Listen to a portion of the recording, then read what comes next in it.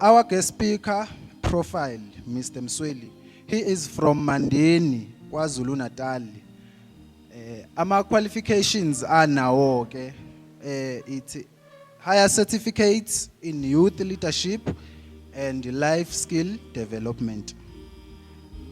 Abe ne Bachelor of Education degree ayenze eTUT. Abe ne honors education.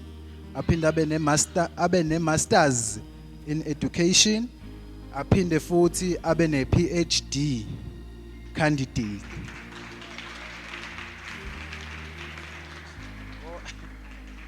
Ngiyacabanga ukuthi sonke siyafunda kuBhuti Msweli njengoba ephambi kwethu usesebenzile kakhulu empilweni.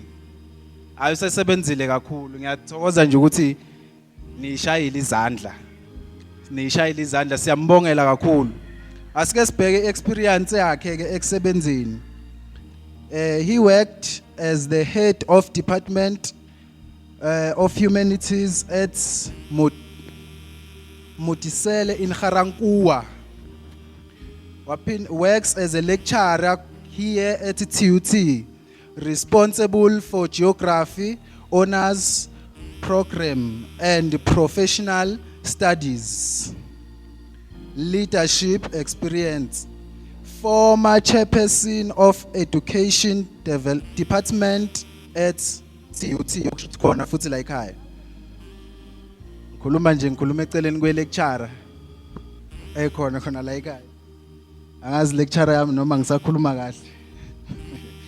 kahle. Former SRC member of TUT Soshanguve. He is the recipient of the Best SRC Member Academically and Outstanding Humanitarian Achievement Award for a Change Student Lives. Former Deputy Chairperson of South African Democratic Teachers Union, SATU, Garankuwa branch, okuyinhlangano leyo ephethe othisha. Former Natesa NEC member, okusho ukuthi uke waba futhi kwi-NEC njengoba ekhona nje phambi kwethu. Currently njengoba sengeke ngasho phambilini ukuthi ukwi-advisory board ye-NEC ubaba Msweli. Amen. Again, currently in a tax team looking at economic development opportunities ebandleni. Amen.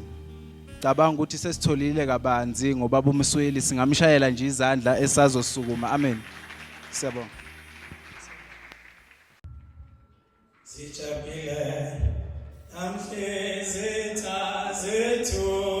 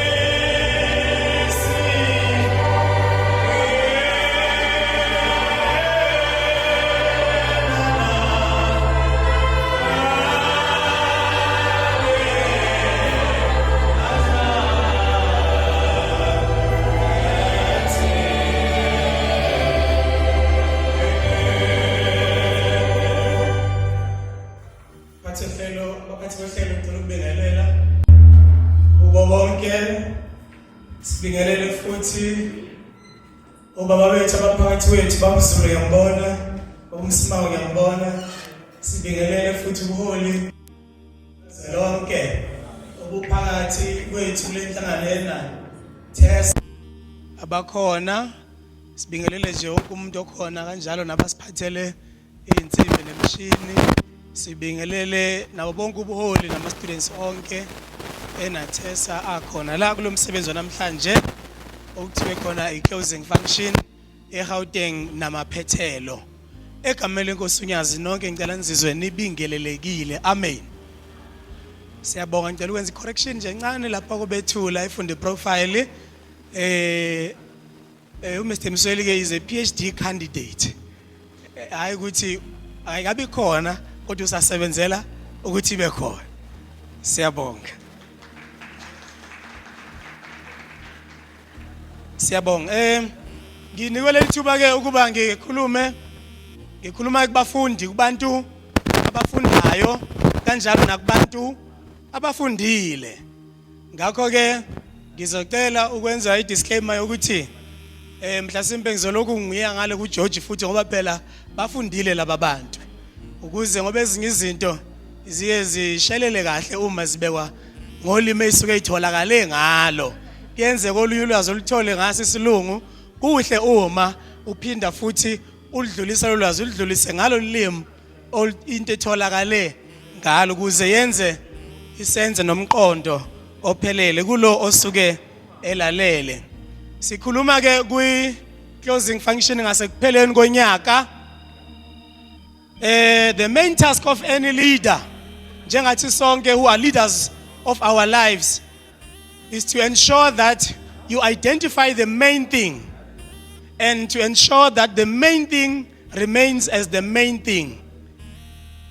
Into esemqoka kumuntu ngomuntu ukuthi kulomsebenzi asuke ebhekene nawo ukuthi abheke ukuthi yini esemqoka noma ayikhonela ukuyenza ebese eqikelela ukuthi leyo nto leyo uhlalela ukuthi ayenze ibe ngephambili into nokumele azenze and uthi uma eseyenza lo nto mayifike egcineni kutholakala ukuthi leyo nto leyo obekumele ayenze uyenzile. Njengathi sonke ke you are in different universities because you are here to study and to progress academically.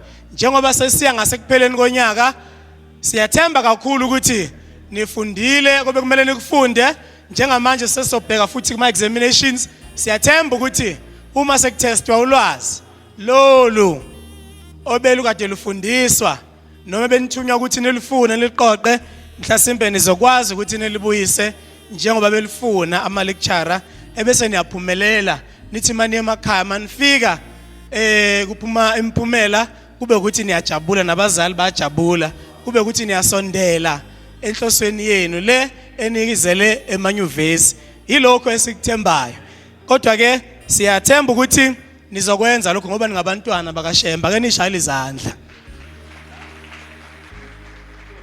Kubalekile ukuthi ke sisethe ama priorities ethu ngendlela efanele. uFrantz Fanon, he is one of the revolutionary leaders.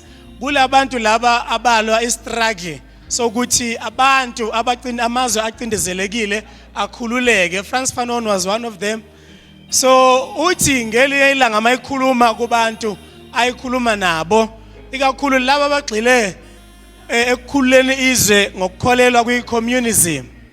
Uthi every generation in its relative obscurity must discover their mission, fulfill it or betray it. uFrantz Fanon ke uthi sonke isizukulwane kuleyo ngcindezi abasuke bebhekene nayo noma kulezo zinto ezisuke zingakhanyi kahle abasuke bebhekene nazo ngokwesikhathi saleso sizukulwane. Leso sizukulwane kumele si-identify ukuthi iziphi inkinga nezinselelo esibhekene nazo ebese sicommit ukuthi yilezi zinto esibhekene nazo and sizozimisela ukuthi siyinqobe lezo zinto noma leso sizukulwane si decide ukuthi sizoyiyekela nje lezo zinto okuthi we identify the mission, do we fulfill it or we betray the mission. Umbuzo omkhulu ke uthi thina njengoba singabantwana bamaNazaretha kulesikhathi esiphila kuso ngaphansi kwenkosi yethu uNyazi lwezulu kule South Africa eno 30 years kulesi sizukulwane esikuso maybe sabafundi abasemanyuvesi nakho konke okwenzakala ezweni. What is our mission? Yini inselelo esibhekene nayo njengamanje okumele engabe siyayifulfilla noma siyekele kanjalo nje siyibetray? What are obscurities that we are faced with? Iziphi izinto esibhekene nazo kufanele ngabe siphendula kuzo? Okokuqala nje esingakusho ukuthi njengoba iSouth Africa iseyizwe sothi it's a youthful country ngoba lina 30 years, umuntu kona 30 kwa umuntu usuke esawumuntu omusha lowo. Libhekene nenselelo yokuthi abantu kumele bafunde, banikezwe ama skills namakhono ukuthi bakwazi ukuyiphilisa. Njenganike njoba nila njoba sifunda kusho ukuthi sisemgudweni alright impela ukuthi sisentweni, we are trying to fulfill one of the missions okumele sibhekane nawo ukuthi abantu bezwe kumele bafunde bathola ama skills okwazi ukuthi baziphilise.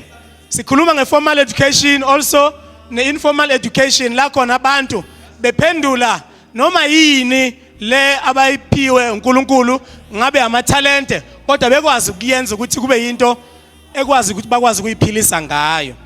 Sibhekane futhi nenselelo yokuthi ngakwezomnotho besingabantu abacindezelo noma abangaphandle komnotho wezwe. Sibhekane nokuthi ke kumele sikwazi ukukhanda ezomnotho ukuthi sikwazi ukuyifaka kuzo lokho kuthiwa economic inclusion.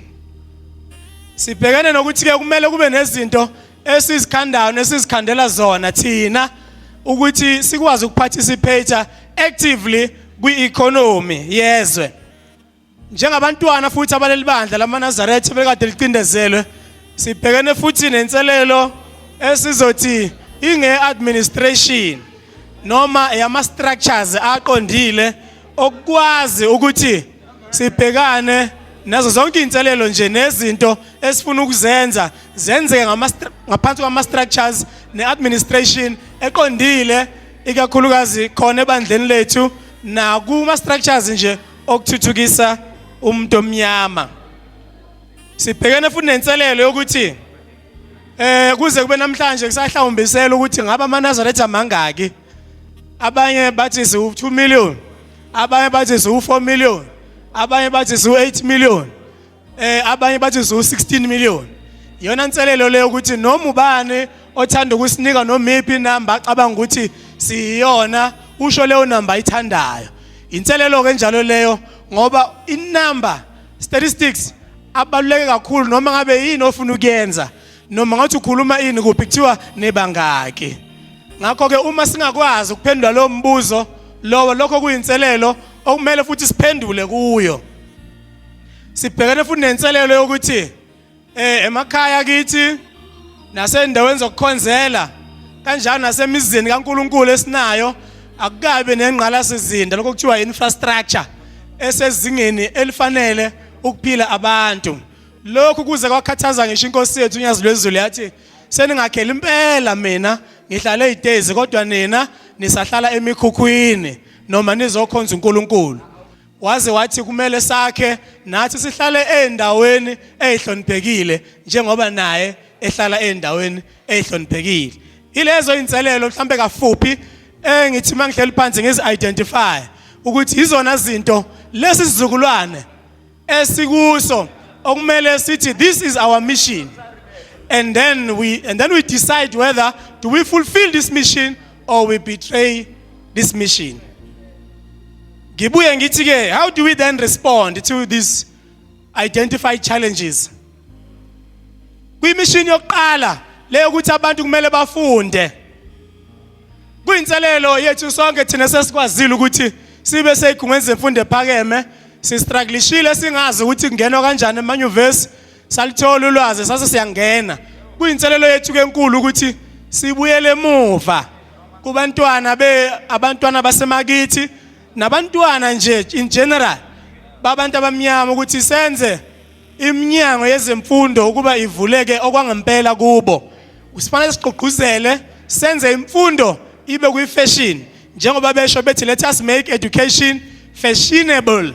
Senze imfundo ukuthi ibe kuyi-fashion umuntu omncane okhulayo kungabi choice ukuthi ngabe uyathanda ukuthi afunde aze afike enyuvesi noma akathandi yena noma uyathanda ukufunda aze afike eTVET. No, kunabama na talent okusebenza ngesikhumba angithi.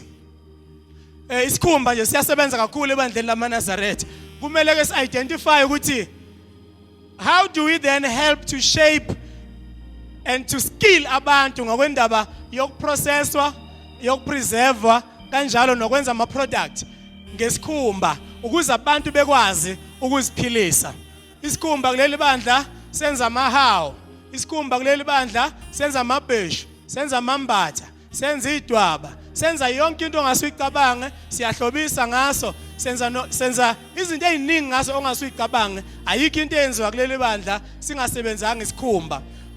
Kodwa sithini ke ngoku-identify leso sidingo ebese sithola abantu abakwazi ukuprocessa isikhumba ebese siqeqesha abantu bakithi abakulowo mkhakha lowo ebese sishintsha laba ababhizi ngalowo msebenzi ukuthi siwenze ube professional umsebenzi wabo, babe nama website bona labo bantu, babe nama pages go Instagram bona labo bantu bekwazi uku-advertise umsebenzi wabo khona la even nakubantu abasendaweni eqhelile sikwazi ukubalekelela ukuthi bekwazi ukuyiphilisa ngalezo zinto. Sinabantu abenza inhloko kuleli bandla bangakanani abantu la ePitoli abakwazi ukwenza inhloko. Uzothola ukuthi uyedwa noma mhlawumbe babili, kumele kiwe eGoli, kumele kubhukhe umuntu oseKZN akhuphuke ezela. Kodwa ama skills lawo ayi-economy yethu okumele abantu bakithi ngobuningi baqeqeshwe bekwazi ukuzenzela lo msebenzi lowo, bekwazi ukuthi bawuprofessionalize. Usingasuki la siyele eThembisa uma kunomama olukayo inhloko eThembisa nikhiwe usuku lonke kuze kushaya u7 ngenxa ukuthi ayikho indlela yokubhuka ukuthi athi wena fika ngo+1 wena fika ngesikhathi esithile. There are so many skills and talents and attitude that we have to develop. Kodwa iNatesa must be at the center of those skill development programs. Okunye esingakusho ukuthi asibuyelene emuva ke thina esesikhona emanyuvesi senze ama programs njengokusho kwe-NPO ye-NEC eproposal ye-NEC kaNatesa ukuthi asibuyelene emuva sihambisa ama career guidance, career expos, sibuyele kubantwana siye emathempelini khona la emathempelini njengoba ningabase Gauteng ake kube nama programs eniwenzayo ukuthi niye kubantwana emathempelini mhlambe nibahlelele ukuthi abeze nala emanyuvesi enikhona ukuthi babone ukuthi inyuvesi iyinto enjani, bazulazule emanyuvesi kube yinto esiyenza ibe priority sukela umntwana emncane azi ukuthi kumele ngize enyuvesi ngoba inselelo le esi-identifyile ukuthi abantu kumele bafunde njengokwesifiso samakhosi asephakameni nasebuhleni bokuphakama. Okwesibili sithe si-identify economic inclusion ukuthi masibe active ezintweni, sihlale phansi sidiscuss ukuthi lezi zinto esizisebenzisayo ebandleni senza kanjani ukuthi ngoba uVaseline uyasebenza kakhulu kuleli bandla lamaNazaretha kodwa asiparticipate lutho ekuprocesseni, asenze lutho. Yini singasondeli ku-Unilever sithi Unilever we are the greatest consumers walo msebenzi wakho. Uma thina singathi asuthenga uVaseline kuma shelves akho ngakho ke uUnilever kumele sihlale naye phansi noma ngasi Unilever we can even sinabo abantu abafundele lo msebenzi singakwazi ukuvula imboni noma ngabe zikwi small scale sikwazi ukuthi lezo mboni ziprocess bona oVaseline laba noma senze what we call white labeling nawo uUnilever nazo zonke ezinye inkampani eparticipate ukuthi i-economy yethu nezinto esizisebenzisayo sikwazi kuyi-owner kusebenza abantu bethu, kusebenza abantu bakithi.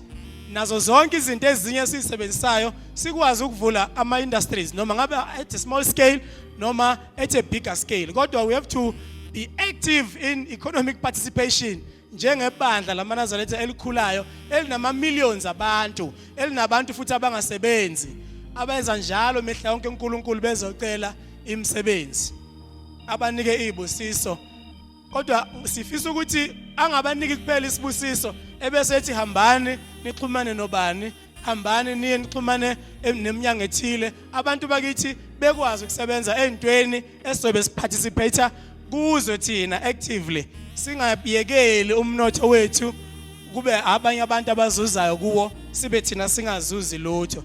Sinazo ke ingqondo zokwenza lokho, kodwa kumele sihlale phansi senze lawo ma forum anjalo.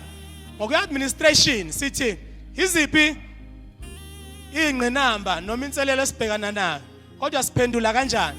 Ngithandile kulonyaka njengoba sivala nje inathesa ku NEC bene program binohlelo lokuthi lo alumni conference abayibambile besilapha eUJ kulonyaka, abanye bese UKZN Westville, abanye bese Cape Town. Sithi how can we then draw back ama alumni abantu asebafunda kunathesa, sibabuyisa kanjani sebebuya nama skills nolwazi from ama industries nama sectors abakuona ukuthi bezokwazi ukuzoparticipate. Yilokho ke esithi sikushayela izandla ku NEC uma ithi iproposa uhlelo lwama sector, lama sector ongawabuka njengama department, ukuthi kumele kube ne department noma i sector yakwa education la khona esizobiza wonke umuntu kwa education ukuthi mababe nesikhathi sokuhlala phansi. Ingabe umfundi wa education, ingabe uthisha, ingabe uadministrator wa education, noma ngabe uyafundisa, kodwa bonke laba bantu kuleli bandla lamana mabahlale phansi babuka ukuthi iziphi inhlelo abangazenza ukuthi kufundiswe abantu bakithi nezinhlelo zokuthi bangathuthukisa kanjani ezemfundo ngaphakathi ebandleni lamaNazaretha.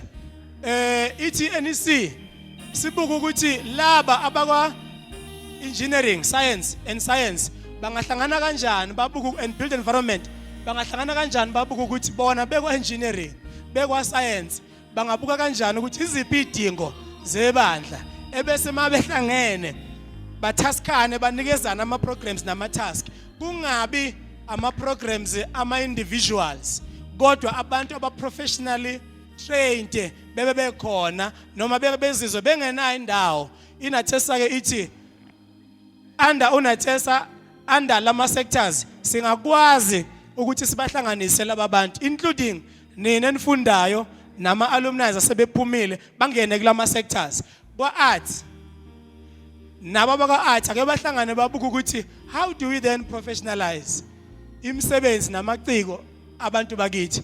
Senza kanjani ukuthi sivule iminyango, senza kanjani ukuthi sivule yonke imkhakha. Kukhona abafowethu abakhona abavela ku TV, abanye basemculweni, abanye bakuphi, singasizana kanjani ngesihlale sibe nama forum. Isho njalo inathesa ithi kulama sectors ake siqale likhona la senze kwenzeke lokho. Ithi kwabasemkhakheni abafundela statistics ake bahlangana nababuka ukuthi laba abantu abasiqambela amanga bathi si2 million, what imapha ama devices esingaqhamuka nawo. Abakwa IT bangahlangana kanjani babuka ukuthi iziphi idingo zebandla lamaNazaretha ezingacorrelate nokuthi umuntu uma eregister ebhabhadiswe ebandleni ebhaliswa, uma ebusiswayo, uma eshona oshonayo, sikwazi kanjani ukumdiregister kwi-register yebandla, sikwazi kanjani ukuthi ophendukayo simfake kwi-register yebandla, sikwazi kanjani ukuthi ohlubukayo mhlawumbe uma icontent njalo sikuze sikwazi kuba nama stats are well updated ukuze singezwe ngabantu ukuthi besiqambela amanga ukuthi si2 million noma mhlambe si8 million noma sibangaki. Kodwa sinabo abantu abafundele istats la ekhaya, sinabo abantu abasebenza kwi-census. Ngonyaka odlule kuma national elections I was one of the observers lapha eGalaga State ku National Center yama elections. So mangikhona lapha ku PC uma kune problem uyabiza laba baka IT. Ngithe ngiyabiza kwabaka IT kwaqhamuka insizwa esinayo khona la ePitoli eNazaretha. He is one of the head of IT.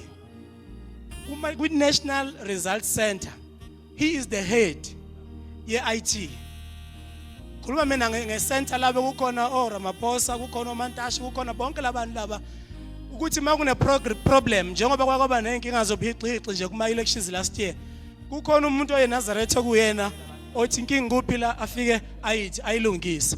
So sithi pho kungani labo bantu singabalethi ukuthi siqhamuke nama devices, siqhamuke nama strategies ukuthi singenza kanjani ukuthi kuleli bandla elikhulu kangaka labo bantu nalawo ma skills sesiwatholile sikwazi ukwabeka ndawonye ebese sikwazi ukusebenza. Kodwa ke sithi NEC ake sishayile izandla ukuthi ithi ake kube nalama sectors thina kokwethu ukuthi ake sizibophezele kuona ukuthi futhi sikwazi ukwenza asebenze. Ake sishayile izandla NEC lesikuyo njengamanje. Lolu hlelo mawulibheka mhlambe ngokwenathesa lungabukeka luluncane kodwa sithi luzokhula lugcine lube ibackbone yeadministration yebandla. Already administration yebandla ithi sinayo i-National Executive Committee okuyikomiti labantu abambalwa. Sinawo ama executive committees abantu ama region lawa u6 esinawo ebandleni. Mhlambe ke bese ke ngabe nama sub regions akhona yini. Kodwa singakwazi ukuthi lama sectors siletha ama skills lawa adingakalayo njengokuproposa kweNEC. Siphinde futhi sithi kulezi inselele ezikhona ze infrastructure nakho konke lokho kukhona sithi zingaphendulwa yilabo bantu abakulama sectors.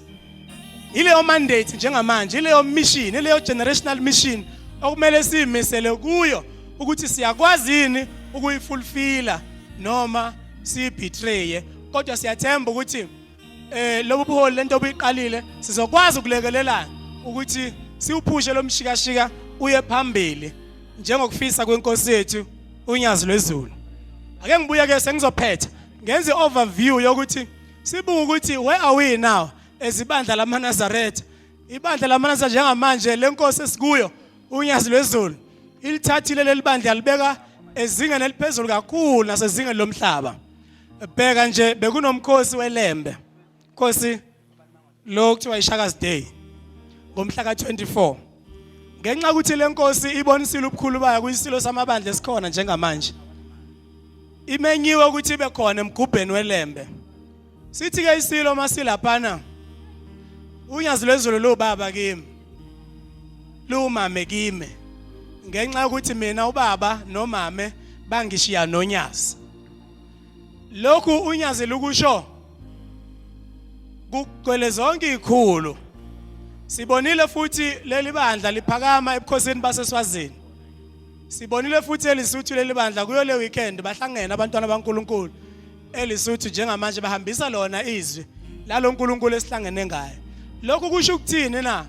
Kusho ukuthi kumele ke sizimisele ekuthenini sizokwazi ukuphakama njengabantu abamaNazaretha sithatha indawo yethu kwi development nakulonke iqhaza kumele silibambe njengabantu abamaNazaretha ngoba kukhona i-threat eyashiwe inkosi yethu uNyazi ithi leli bandla liyanda futhi lizokwanda.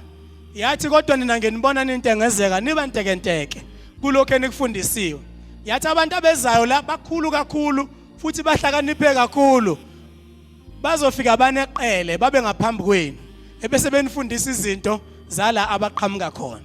Yathi ke manje sibambeni iqini ngoba abantu abezayo bangaphezulu kakhulu nangokuhlakanipha. Kukhona uProf Msingaphansi is an architect ulapha eVet University. Uthi sizwa kuthiwa uShembe ufuna ukwakha iMini City. Akasile Nazaretha lo baba. Uthi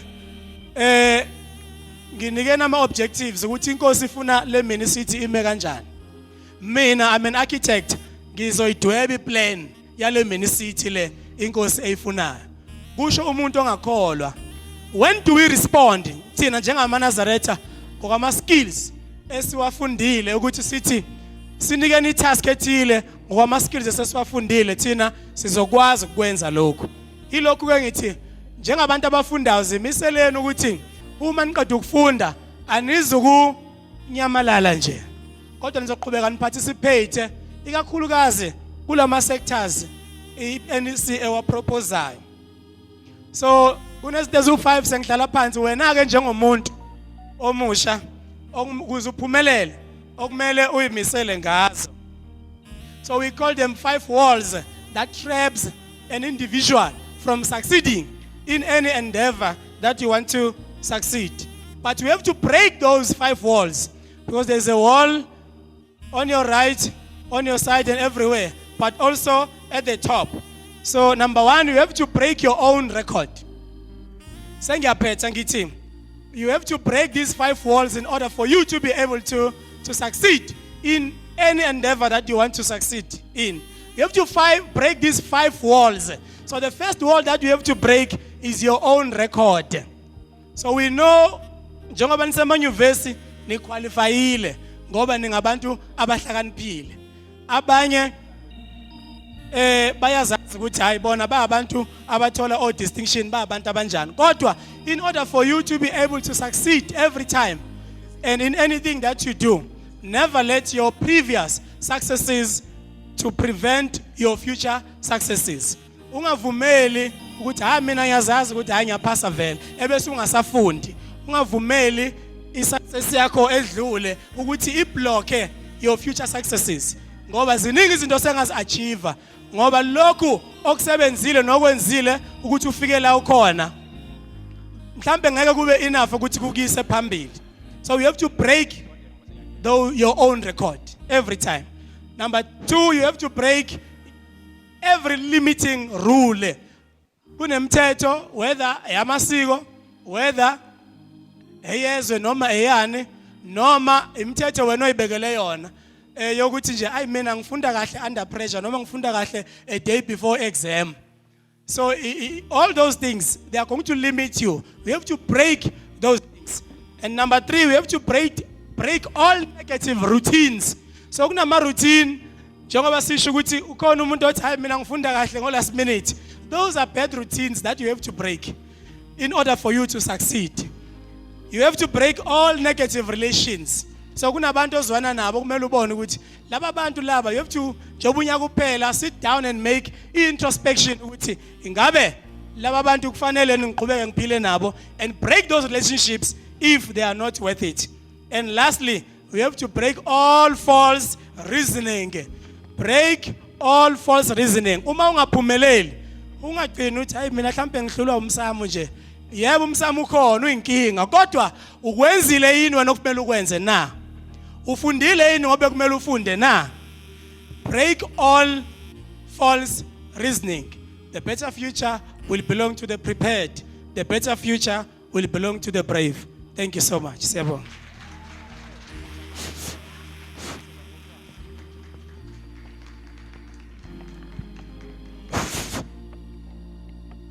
Asikhe sinye isisekelo